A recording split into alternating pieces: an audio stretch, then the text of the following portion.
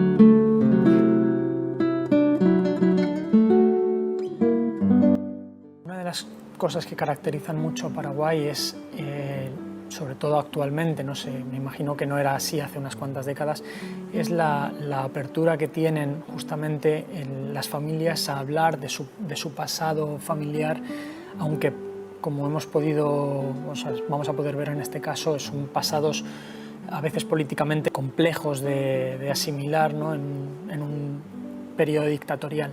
A mi padre nació en Madrid el 9 de julio de 1916. Su padre, José Luis Marcos Pérez, era originario de Salamanca. Su madre, Florentina Blasquez Sansegundo, de Ávila. Ellos se trasladaron a Madrid antes de nacer mi padre.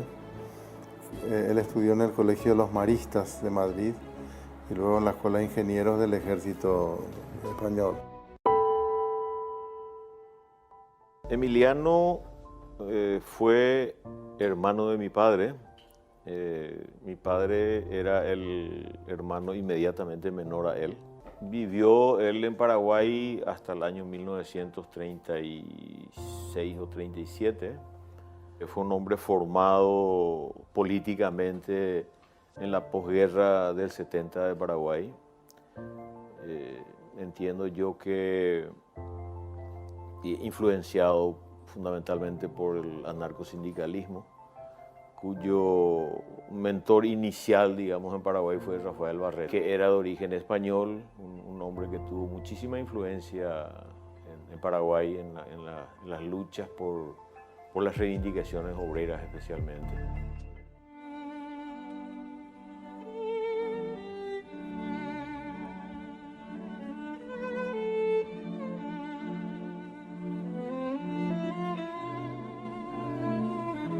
Yo nací en Buenos Aires, hijo de padre argentino y madre paraguaya. Y por tanto, por el lado de mi madre también nieto de paraguayos, en el presente caso el padre de mi madre, don Víctor Manuel Martínez.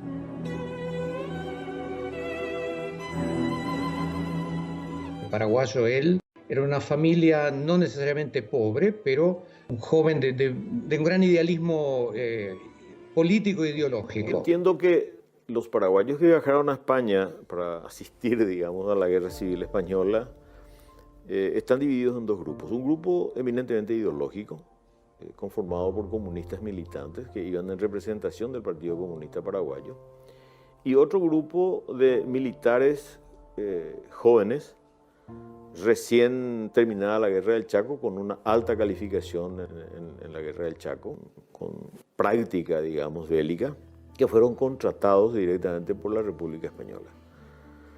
Son personas que, es decir, yo hago una diferenciación en ello entre el voluntario propiamente dicho y la persona que va, no digo yo por razones económicas, porque nadie va a ir a pelear una guerra solamente por dinero. Eso lo convertiría en un mercenario y no creo que hayan sido eso.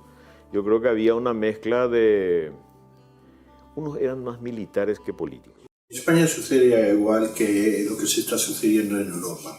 Hay dos bloques fuera del sistema que están en ascenso, que es por un lado el bloque fascista o el bloque de autoritarismo en general, y por otro lado el bloque comunista. Y en medio estaría el bloque democrático, muy debilitado porque es el momento en que se está viviendo la crisis de la democracia del periodo de entreguerra. Eso sucede en España exactamente igual que en Europa, con las dos peculiaridades. Por un lado, el sistema electoral fijado en el año 31 favorece a la hora de la presentación de elecciones la formación de bloques. Y eso lo que dio lugar fue a una creciente polarización del electorado y a un debilitamiento del sistema de partidos. Los bloques se alimentan con los siguientes grupos. Por la derecha tenemos fascistas, en España pocos, pero hay grupos fascistas ligados a Falange Española. Hay grupos de derecha autoritaria abundantes.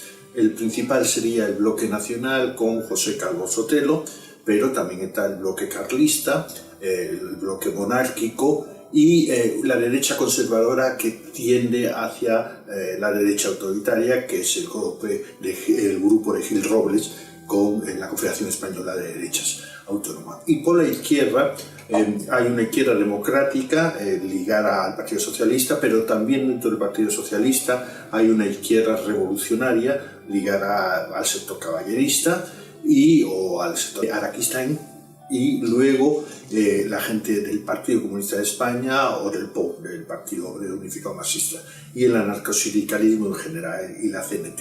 Estos serían los dos grandes bloques. Por medio estarían los que se llamaban republicanos burgueses, cuya figura más representativa podría ser Manuel Azaña, y el problema de este grupo es que estos grupos es que están muy divididos en función de las personalidades de cada uno de los líderes y son débiles y muy dependientes. Van perdiendo autoridad y lo van ganando los bloques extremistas. El partido de él se llamaba Izquierda Republicana, que era el mismo partido del presidente Azaña.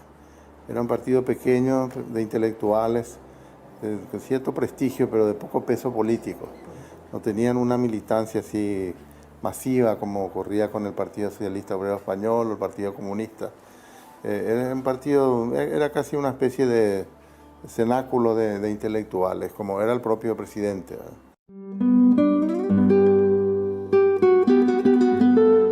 Viajan a España toman decisión en el Partido Comunista Paraguayo, van los representantes y se presentan. Emiliano en particular, entiendo yo que con otro compañero, viajan a Europa vía Montevideo, en barco obviamente, y ingresan a España por Portugal.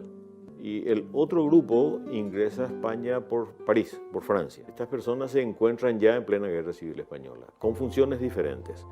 De hecho, por ejemplo, Víctor Martínez asume funciones de instructor de tropas y de suboficiales del ejército republicano y de las brigadas internacionales. Él alcanzó el grado de teniente durante el conflicto con Bolivia. Y cuando él llega en España, se le reconoce el grado de teniente por su experiencia en el frente de la guerra del Chaco paraguayo. Y Emiliano es nombrado comisario político de una brigada, la brigada Dombrowski, una brigada conformada fundamentalmente por judíos franceses, polacos y yugoslavos, y un grupo de nacionales con los que Emiliano ya pasa a compartir toda la campaña española y luego inclusive una vez exiliado a Francia. Y mi padre con su familia se trasladaron a Francia después de la guerra civil en la que él participó con el rango de mayor de ingenieros y vivieron cerca de un año hasta que la amenaza de los nazis hizo recomendable a todos los españoles republicanos que buscaran otros destinos. La mayoría vino a América Latina. Así que muchos fueron a Venezuela, a México, fueron muchos, y también vinieron a la Argentina, y unos pocos a Paraguay. Se fue a Francia y desde entonces ya quería venir a Paraguay. En Paraguay estaba todo por hacerse. Era muy joven para rehacer su vida, le pareció un país interesante por distintos motivos. Cuando estaba escribiendo las últimas páginas de este libro, recibí una oferta de México para ir contratado como profesor, pero no acepté, pues sospecho que en el clima del exilio que seguirá en México, los diputados querrán seguir siendo diputados, los ministros, ministros y los directores generales, directores generales. Y en consecuencia querrán vivir sin trabajar, haciendo vida de comité, de intriga y de manifiestos. También tuve pasaje reservado en el buque Reina del Pacífico para ir a Chile, como gerente de una compañía minera. Pero esa posibilidad me generaba dudas por la selección que realiza Neruda y por el rumbo de la política chilena, semejante a un Frente Popular. Esa duda se resolvió cuando llega la llamada del Paraguay y la decisión es inmediata en cuanto leo la carta. Cancelo el pasaje para Chile y lo reservo para el Paraguay. Mi padre con su familia llegó a Asunción en diciembre de 1939. Ellos habían oído hablar que el presidente paraguayo era de origen vasco. Ellos se afincaron en el País Vasco al final de la guerra y tenían algunas relaciones y amistades. De ahí que tomaron relación con los padres franciscanos y cuando salieron del barco fueron a instalarse en el convento de los franciscanos, que todavía está acá en Asunción. Por desgracia, la historia contemporánea de España es una historia en donde prima mucho la intransigencia. Y todos los intentos de cambios políticos que hubo hacia una idea más progresista, una idea de modernidad, forzó la expulsión de aquellos que lo llevaron a cabo. Se tuvieron que exiliar los afrancesados, se tuvieron que exiliar los liberales o se tuvieron que exiliar los propios republicanos. En el caso de la República, esta intransigencia se ve en la cantidad de españoles, más de 500.000 inicialmente, que tuvieron que salir de España, muchos de ellos sin ningún tipo de responsabilidad y tan solo por haber apoyado al gobierno legítimo.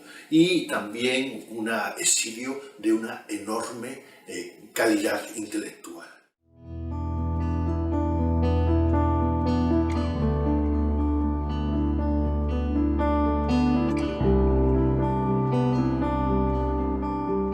El preparar el viaje y llegar a Asunción, este presidente de origen vasco, José Félix Estigarribia, falleció. Eso ocurrió el 7 de septiembre y ellos llegaron en diciembre. América se hizo libre en la aurora de la democracia liberal y gracias a ella.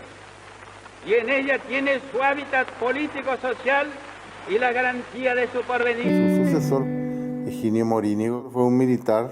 La nueva Carta Constitucional de 1940 había suprimido el cargo de vicepresidente. De manera que hubo una cierta crisis con la muerte de Estigarribia. Entonces se tuvo que elegir a un militar, Higinio Morínigo, que asumió en carácter de militar independiente la presidencia de la República, pero sus primeros gestos eran claramente simpatizantes con los totalitarismos que empezaban a surgir en Europa.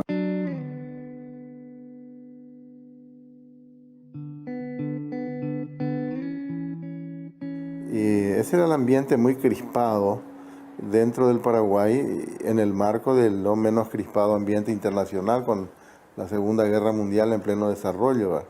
Y con una serie de tendencias internas, intrigas. El papel de la embajada norteamericana fue muy importante, tratando de conducir de la manera más hábil posible las relaciones para que estas fuerzas, digamos, que eran de manera natural derechistas, no se volcaran abiertamente a favor de Hitler, ¿verdad? Así que mi padre no encontró muchos políticos con quienes dialogar, y menos aquellos que eran comprensivos respecto a lo que fue la República Española.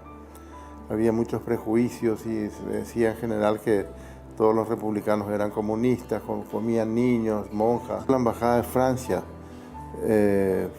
dependía del gobierno de Vichy, de manera que era muy poco lo que los demócratas podían esperar de la embajada oficial. Sin embargo, había franceses partidarios del general de Gaulle, y un señor llamado Drugol, del cual mi padre siempre se acordaba, creó un comité que representaba a de Gaulle acá en Asunción. Se llamaba el Comité de Gaulle justamente. Eran los paraguayos y de otras nacionalidades simpatizantes de la posición democrática. Mi padre, con un gesto bastante valiente, se asoció a ese comité, ya que con los prejuicios que había respecto a los republicanos podían deportarlo. Con el tiempo, el presidente de Gaulle vino a Paraguay, la primera visita de un jefe de Estado europeo en la historia del Paraguay, y le confirió la Orden Nacional de Mérito de Francia a mi padre por esa participación. Las conspiraciones en la República son permanentes desde el año 31. Siempre hubo conspiraciones y todas fracasaron, incluido la del 36. Por tanto, vivimos en un ambiente de que hay sectores que conspiran permanentemente. Todas estas conspiraciones se van sumando, van fracasando hasta que finalmente toman un grupo de militares el mando y hacen el último intento, que es el más serio y el que se lleva a cabo. Los tres militares que protagonizan este grupo son Mola, son Queipo de Llano y Goret. Franco es un personaje secundario en toda la conspiración, no luego, como ya sabemos. El golpe fracasa, pero provoca una fuerte división en el ejército y una división territorial con un gobierno legítimo que se ve desbordado y entrega arma a la población, a los grupos políticos y a los sindicatos. Y los sublevados comienzan a formar en los territorios que tenían ocupado un estado provisional que irá reforzándose a lo largo de la guerra. Tenemos las condiciones de guerra civil. A partir de mayo del 37 o un poco antes ya tenemos una guerra regular, donde la superioridad de los sublevados es clave. ¿Por qué? Primero, no tiene al generalato, tan solo tenía a un general de una división orgánica que era Cabanilla de la Cuarta, pero en cambio tiene la mayoría de los oficiales y suboficiales del ejército, y eso le da una fuerza profesional enorme. Y tiene una ayuda internacional muy importante de la Alemania nazi y de la Italia fascista. En cambio, la República está peor dotada de profesionales y tanto las brigadas internacionales como la ayuda soviética no fue suficiente y fue más caótica que la recibida por los propios soldados. La verdad sea conmigo termina a comienzos de los años 40, pero no lo publica entonces. ¿Por qué, habiendo escrito un libro sobre su percepción de lo que había ocurrido en España y lo que era España, por qué lo mantiene oculto. Yo creo que por temor a algún tipo de represalia de parte del gobierno. La conclusión a que llegué en mis pensamientos me inclinaba a no ser uno más entre los que aportaban su grano de arena a la obra de disociación que habíase emprendido desde el primer día del exilio. Es por ello que decidí que este libro no haya visto la luz en el año 1939. La guerra española fue sentida en América como problema propio. Las colectividades hispánicas se dividieron tanto como en la España misma. Si la lucha no fue a tiros, no dejaron de volar las sillas de café de vereda a vereda.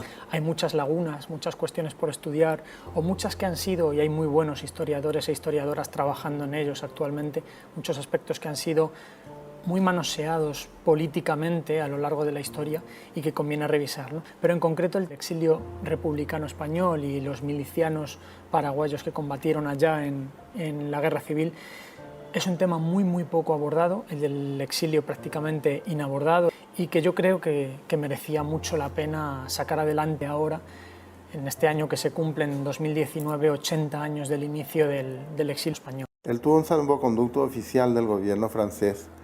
Eran muy pocos, Francia concedió a unos pocos cientos de españoles el salvoconducto oficial. La gente entró de manera libre, clandestina en general, los españoles. Pero él tuvo un salvoconducto oficial, lo que supongo que significaba que tenía cierta relevancia su rango o algo así en el ejército. Él hablaba muy poco tanto de la guerra en sí como de Franco, ¿verdad? Se abstenía de hacer juicios muy duros contra Franco, ya que se daba cuenta que estaba viviendo en un país dominado por el fascismo. Contribuyó a la preparación de la defensa pasiva de Barcelona, por ejemplo. Cuando se tradujo mi novela El invierno de Gunther al catalán, elegimos para la tapa una foto del bombardeo fascista a la ciudad de Barcelona, en homenaje a él. Se acordaba de una discusión muy fuerte que tuvo con Santiago Carrillo, por ejemplo, y cosas así, pero eran cosas de jóvenes. Él no tuvo mucha militancia propiamente política, partidaria. Hay que recordar que él era un militar profesional y su deber era ser fiel al gobierno, como dice la Constitución española y las demás constituciones. Evidentemente el caso de José Marcos como exiliado acá y después el doctor Marcos, que también hemos tenido la oportunidad de entrevistar, el exiliado en Paraguay, construye un poco esa idea de lo que es el exiliado y sobre todo de cómo quien sale a veces del lugar en el que nació, el lugar en el que socializó de joven, tiene un enriquecimiento mayor en muchos sentidos que luego es capaz de volcar sobre su país cuando regresa, si tiene la oportunidad de regresar. Juan Manuel Marcos representa un poco a la juventud paraguaya que ha tenido que obligatoriamente abandonar el país. Se vio obligado, dije, a salir del país como tantos otros jóvenes idealistas, quizá con una persecución aún más directa que la mayoría de nuestros jóvenes que han tenido que salir del Paraguay. Él estuvo preso, tuvo que asilarse, tuvo que ir a buscar en el exterior un lugar donde demostrar su capacidad y sus ansias del saber. Yo estaba, había dos movimientos, los más importantes movimientos culturales contra la dictadura. Eran la revista Criterio, que nucleaba poetas, intelectuales, sociólogos, filósofos, jóvenes. Y lo otro era un movimiento llamado el Nuevo Cancionero Paraguayo, es decir, poetas y músicos que hacían músicas que protestaban contra los abusos del régimen. Yo pertenecía a ambos. Entonces a veces iban presos con los compañeros los compañeros músicos y otras veces de Criterio. Había muchos otros españoles en una comunidad española grande acá que habían venido antes de la guerra y era muy unida. O sea, había una gran tolerancia entre todos ellos. Así que no tuvieron ningún problema, no hubo enconos, ni disputas, ni conflictos personales o familiares. Vivían disfrutando del recuerdo común de España, de la cultura española, de las fechas típicas. Así que disfrutaban de esa comunidad. Un amigo de papá, pero muy amigo, era el embajador Jiménez Caballero. Ernesto Jiménez Caballero fue 12 años, creo que embajador aquí en Paraguay, y era embajador de Franco. ¿Verdad? Y era su amigo, la señora era una florentina muy agradable, que era muy amiga de mi mamá. Y estos tenían una nieta que venía a pasar el verano acá con los abuelos y por supuesto estaba conmigo desde que llegaba. O sea, ese nivel de amistad, ¿verdad? Y sin embargo, él era un representante de Franco aquí, ¿verdad? Y otro amigo de papá era el padre César Alonso de las Heras, un gran maestro de literatura, cuyo origen era falangista. El padre Alonso le dio cátedras en el Colegio San José. Creo que eso es lo primero que hizo, ¿verdad? Después ya tuvo cátedras también en la Facultad de Ingeniería. Bueno, tuvo de todo. Tuvo una empresa de construcción. Hay todavía varias casas residenciales que él hizo, más edificios como el cine en la calle Chile, ¿verdad? Cemento armado no existía en Paraguay. Siempre contaba la anécdota que todos los profesores se sentaban en la plaza a esperar cuando se sacara el encofrado para ver cómo se caía. Nunca se cayó y, bueno, de hecho se siguió utilizando el sistema. Conservaba costumbres españolas, tenía amigos españoles, pero tenía muchos amigos paraguayos también. Yo creo que, como hablábamos antes, yo creo que él hizo un corte ahí, y no corte con su nacionalidad, digamos, ¿verdad? Pero sí un corte con la situación. Una de las familias con la que él tuvo relación fue la familia de Moreno González. Estos hermanos eran hijos de un gran historiador, Fulgencio R. Moreno, y José Antonio Moreno González, que después sería ministro y desempeñaría funciones importantes, era uno de los pocos colorados que tenía respeto por el gobierno de la República Española y se hizo muy amigo de él y del resto de sus hermanos. Luego, una vez que ya se asentaron mejor en la Asunción, conoció a otros republicanos españoles que vivían acá, como por ejemplo el general Judero, el señor Lluvero, y también el gran director de teatro y que era también matemático, curiosamente como él, Fernando Oca del Valle. Uno de los trabajos que tuvo mi padre cuando estuvo en Paraguay fue arrendar el Teatro Municipal de Asunción. En esa época se arrendaba a algún empresario en particular. Y papá fue unos años el empresario del Teatro Municipal. No sé cómo lo consiguió, pero tuvo ese contrato, ¿verdad? Y trajo muchas compañías españolas a Paraguay que estaban generalmente afincadas en Buenos Aires. Compañías que ofrecían principalmente zarzuelas españolas, pero también alguna que otra ópera, opereta. Y también trajo a la gran actriz española Margarita Xirgu, con quien se hizo muy amigo. Ella vivía en Montevideo y fue la que estrenó todas las obras de García Lorca, ¿verdad? De manera que trajo a algunos artistas relevantes y siempre de alguna manera vinculados con España. Su amigo Fernando Oca del Valle, por ejemplo, fue el director de una compañía llamada Compañía del Ateneo Paraguayo, que presentaba obras de teatro más serias, más clásicas, de más calidad. Otro amigo, Juan Carlos Moreno González, que era hermano de José Antonio, era un gran músico y compuso las primeras zarzuelas paraguayas sobre el modelo de la zarzuela española. Y recuerdo de niño que papá contaba que se iba a los ensayos y incluso les hacía sugerencias y todo eso, a Moreno González y a su libretista que se llamaba Manuel Frutos Pane.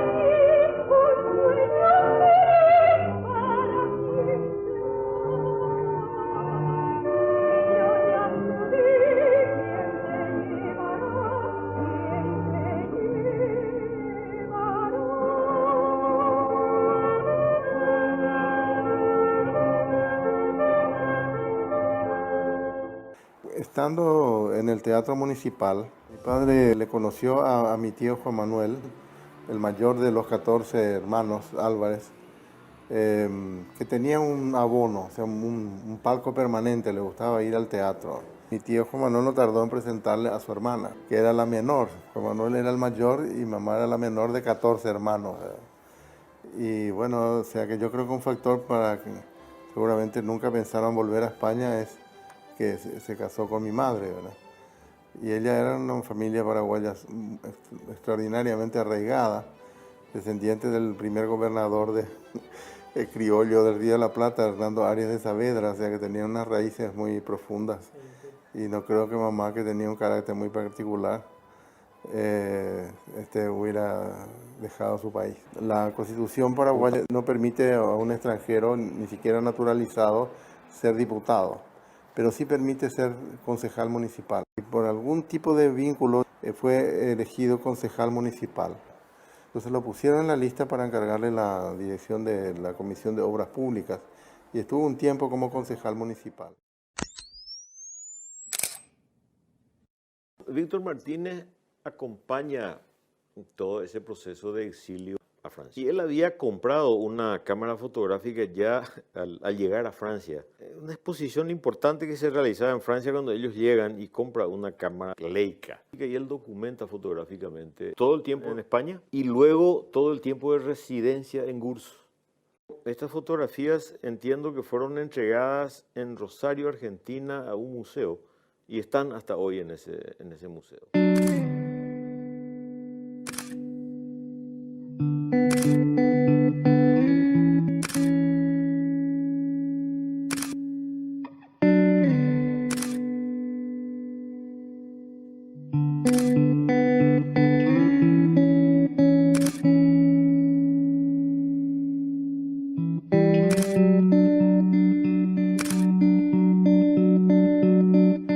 Esas fotografías dieron pie a un libro escrito por la profesora de historia de una universidad española, Gabriela de la Corte Caballero, lamentablemente fallecida hace poco tiempo, que relata todo el proceso de lucha, digamos, de los milicianos paraguayos desde España hasta Gurs prácticamente. En Gurs, Emiliano ya va a la resistencia.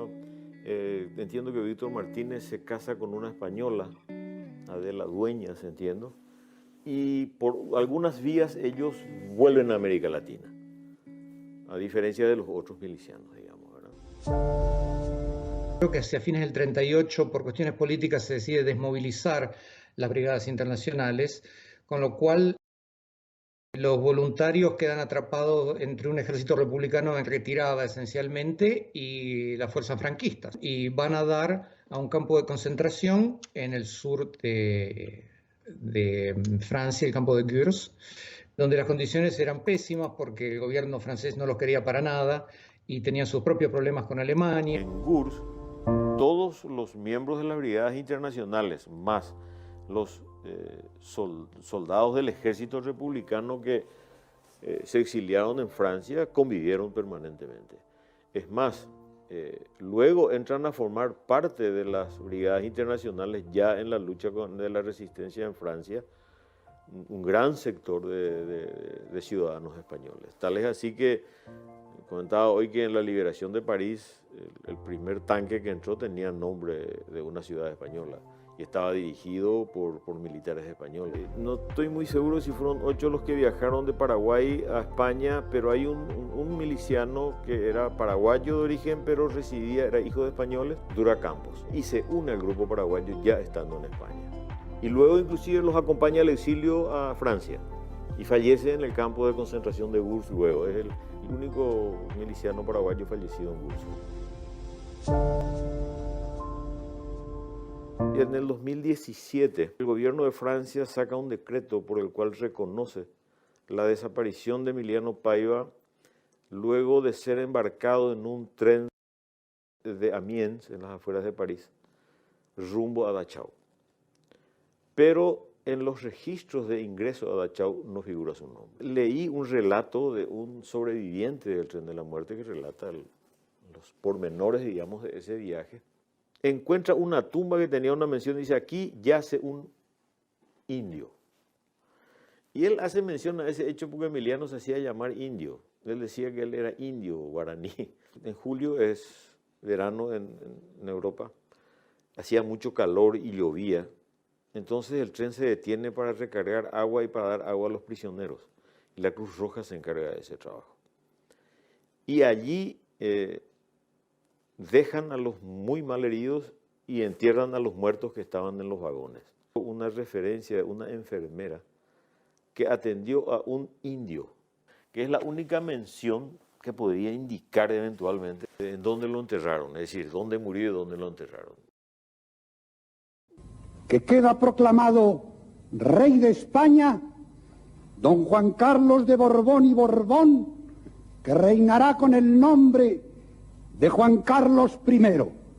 Señores procuradores, señores consejeros, desde la emoción en el recuerdo a Franco, ¡viva el rey! ¡Viva! ¡Viva España! ¡Viva!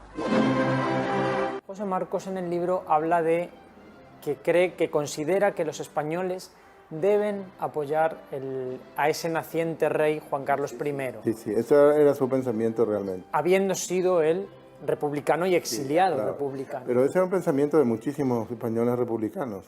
Y a él le pareció que, como muchísimos españoles, que el precio de volver a la monarquía valía la pena pagarlo si esa monarquía era una especie de garantía de convivencia entre los españoles. La mirada de España hacia América, como quiso hacerlo la República Española, se ha acentuado con la Nobel Monarquía. Corresponde a los españoles radicados en el continente americano seguir trabajando, como ya lo han hecho muchos, para que América también mire con preferencia a España, porque en la hispanidad están las mejores reservas espirituales del mundo actual. El problema central, y que yo creo que lo hemos tenido hasta el final del franquismo, ya no tanto de la transición, es esa idea de todos los que no piensan como yo deben de ser excluidos. No es que se les humille, sino directamente se les expulsa o se les reprime a través de la cárcel y otro tipo de métodos represivos. Ese es el gran problema, porque en España contemporánea lo que hay es una tensión permanente entre intransigencia y modernidad, y lo que más ha primado en el tiempo es la intransigencia. Cuando mi abuelo falleció, a mí me preguntaron si quería alguna de las cosas que él tenía, y yo inmediatamente respondí que la única cosa que quería era un libro que le regalaron a él. Cuando, por esfuerzos de su familia en Paraguay y franceses solidarios con la causa de la República, él consiguió la plata para poder salir de Francia y volver a Sudamérica, él y su joven esposa española, mi abuela, ¿no? Adela. Los otros internos del campo de Gurs le regalaron un libro de poesías de Rafael Alberti. Y cada uno de ellos firmó en su idioma nativo una dedicatoria a mi abuelo. Ese libro está firmado, no sé, en unos 20 idiomas distintos. Víctor Martínez Takiwonoda. Wszystkich Paragwajczyków przybyło do Hiszpanii po obejściu z brygady międzynarodowe były takie. Wszystkich Paragwajczyków przybyło do Hiszpanii po obejściu z brygady międzynarodowe były takie. Carried out persecution.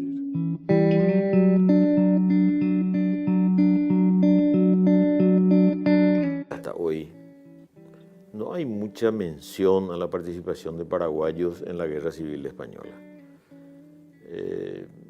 Los sistemas de gobierno paraguayos no se caracterizan por la democracia por lo menos hasta 1989. Y en toda esa etapa de la vida política paraguaya, hablar de este tipo de temas en público era prácticamente carta segura de prisión. En el año 77 hubo una represión muy fuerte a nuestra revista Criterio. Yo mismo fui preso y todos los otros compañeros. Entonces, allí, digamos, fue un momento en que claramente ya no podíamos continuar en el país por motivos de seguridad personal. Yo me asilé en la Embajada de México y de ahí pude partir a México y de México a Madrid, ¿verdad?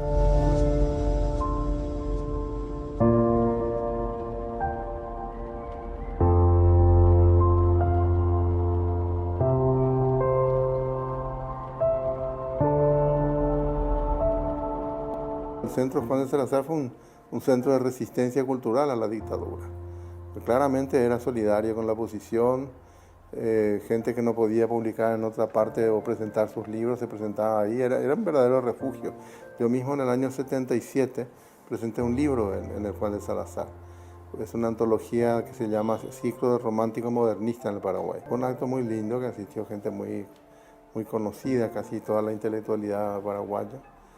Creo que 1 o 2 meses antes de ir todos presos. Yo me siento muy identificado con España, no solamente por mi familia paterna, sino por haber vivido allí. Saqué 2 títulos, en fin, tengo amigos, sí, tengo enorme simpatía y cariño por España. A pesar de que hemos hecho un primer mapeo, un primer esbozo de lo que podemos encontrar en esta búsqueda de exiliados republicanos españoles y de milicianos que combatieron en la guerra civil, realmente falta mucho por abordar. Hay muchas familias a las que todavía no hemos podido llegar y que sería fundamental poder acceder a esos testimonios para construir un relato un poquito más vivo, un poco más rico de lo que fue el exilio y su evolución en los años 40 y 50. Hay mucho latinoamericano que combatió en la Guerra Civil Española y es más o menos conocido, pero es verdad que el caso de los paraguayos está muy apartado de la historiografía más abundante o de la historiografía en general.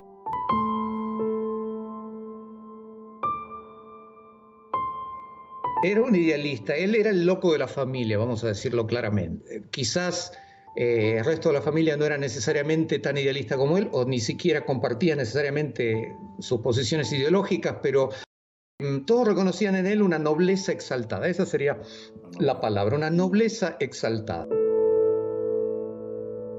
Yo entiendo que esa generación de personas tuvo un importante componente, digamos, de análisis teórico-político que haya superado la barrera del nacionalismo y haya ingresado en otra fase de la lucha por la democracia, que es la lucha ya a nivel universal que en ese momento. A pesar de ser parte de una causa militarmente derrotada y exiliado e internado en un campo de concentración en condiciones ínfimas, estaba rodeado de gente extraordinaria.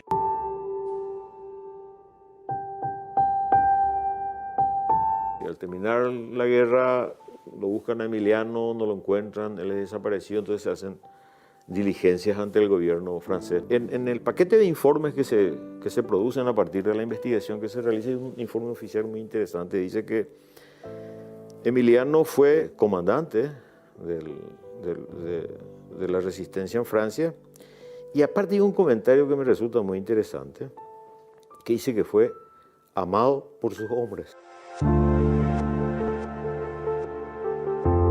Caso fundamental a ser estudiado, sobre todo también por la cobertura de ese vacío historiográfico que existe en la cuestión. Es cierto que no son muchos los casos, son pocos, pero algunos de ellos, como vimos en el caso de Emiliano Paiva, tienen posiciones prevalecientes o muy importantes dentro de la estructura militar de las brigadas internacionales.